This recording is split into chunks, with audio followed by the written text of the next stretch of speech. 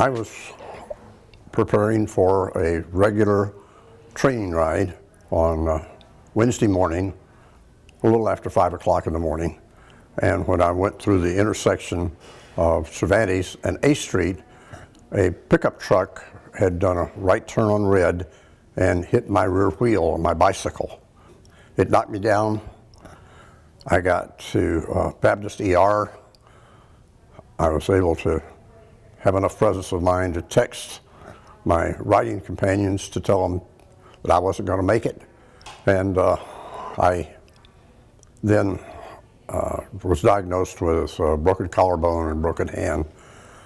Because I've known Joe Zarzaur for many years with Tri-Gulf Coast, I was told that I ought to contact him if I ever had difficulty. I even have his water bottle on my bicycle. So that night from the ER, my son and I came down and talked to Joe. He explained what he could do for me. And then I said, well, it looks like this is rather straightforward. I think I can handle it. And that was true for about 2 months. In about 2 months, I was doing PT and other stuff to recover. And I had difficulty forming my sentences. I had difficulty recalling words. I went to my doctor. My doctor scheduled me for a speech therapist and a CAT scan. I went to the CAT scan the next day, and they evacuated me to Sacred Heart Emergency Room, and 2 surgeries to stop the bleeding in my brain. Finally resolved.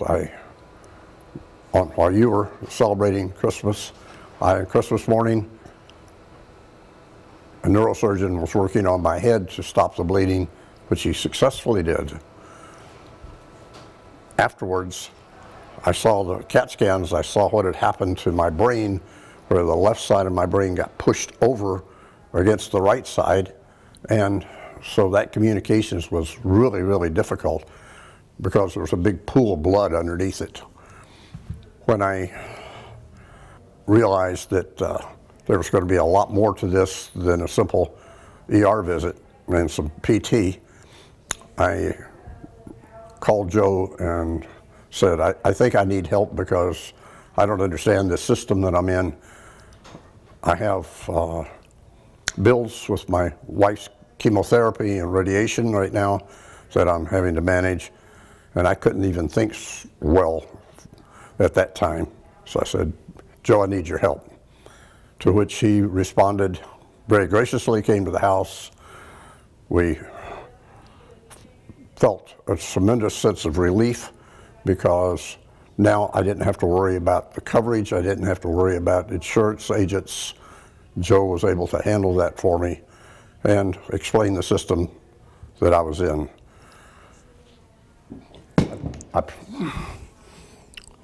I promised Michelle that I'd show you that I've got an improved bicycle helmet now. It's called Wave Technology, which is probably 50 times better for concussions. And right here is where my head hit the ground and it broke my helmet that I had then. I am of the belief that had I had that, I would not have gone through this other trauma. Well, he continues to be my friend, and now he's my friend and my advocate. Joe had been very gentle at our first meeting. The second meeting, he was ready to help, and he poured it in. He told me about things. Now you have to realize that this was fairly fresh, and I was still recovering my capacity to think.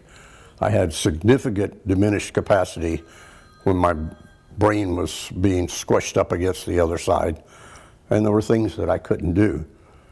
I didn't know when it was going to undo.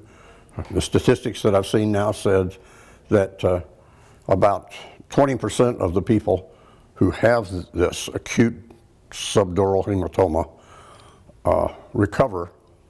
20% never recover. I wasn't knowledgeable at the time which part I was going to be in, how much recovery, and how long. And I really needed Joe to be my advocate, as he had been.